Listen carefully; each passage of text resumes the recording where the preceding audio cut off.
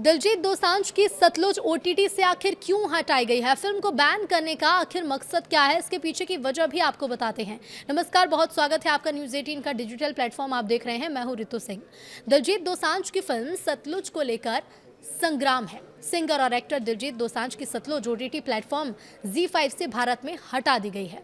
OTT पर release के महज 48 घंटे के भीतर फिल्म भारत में हटा दी गई और इसे लेकर अब विवाद भी खूब हो रहा है। ये फिल्म मानवाधिकार कार्यकर्ता जसवंत सिंह खालरा की जिंदगी पर आधारित है। फिल्म को ओटीटी से भी बैन करने के फैसले से दिलजीत दोसांझ दुखी हैं। सोशल मीडिया पर इस फिल्म और इसे ओटीटी से हटाने को लेकर तरह तरह की बातें कही जा रही हैं और अब सवाल ये कि आखिर दिलजीत दोसांझ की फिल्म सतलुज को हटाने का फैसला क्यों और कैसे लिया गया। दरअसल ये जानकारी है कि ओटीटी प्लेटफॉर्म से दिलजीत दोसांझ की फिल्म सतलुज को हटाने का फैसला यूं ही नहीं हुआ। पहले सतलुज फिल्म की बारीकी से समीक्षा की गई, इसके कंटेंट को अच्छे से देखा और समझा गया और उसके बाद ही इसे ओटीटी से हटाने का फैसला लिया गया है।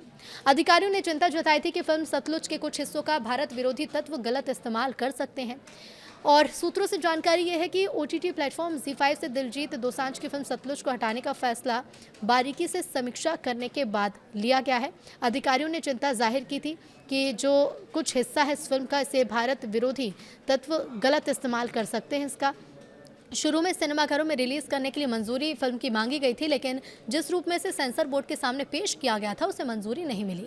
इसके बाद सतलुज को सिनेमाघरों में रिलीज करने की बजाय सीधे ओटीटी प्लेटफॉर्म पर रिलीज किया गया। ओटीटी रिलीज के बाद फिल्म के कुछ हिस्सों को लेकर चिंताएं जताई गई। बताया गया कि भारत विरोधी तत्व फिल्म सतलुज के इन हिस्सों का गलत इस्तेमाल कर सकते हैं और यही कारण है कि अधिकारियों ने इसे ओटीटी प्लेटफॉर्म से हटाने के लिए कहा है।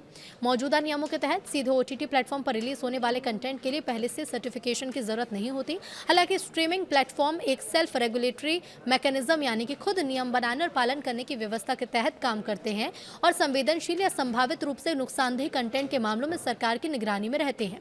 बहरहाल पुष्टि ये की गई है कि सतलुज फिलहाल भारत में उपलब्ध नहीं है। साथ ही कंपनी ने कहा है कि वो फिल्म और उसके निर्माताओं के साथ खड़ी है और भारतीय दर्शकों के लिए इसे फिर से उपलब्ध कराने की उम्मीद में जरूरी प्रक्रिया का पालन किया जा रहा है।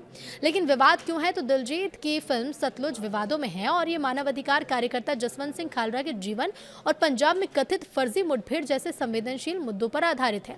फिल्म के कंटेंट को लेकर सेंसर बोर्ड को आपत्ति रही है और यही कारण है कि इसे रिलीज नहीं किया गया। इसके बाद निर्माताओं ने इस फिल्म को ओटीटी पर रिलीज किया, लेकिन बाद में भारत में इसकी ओटीटी स्ट्रीमिंग ही रोक दी गई है।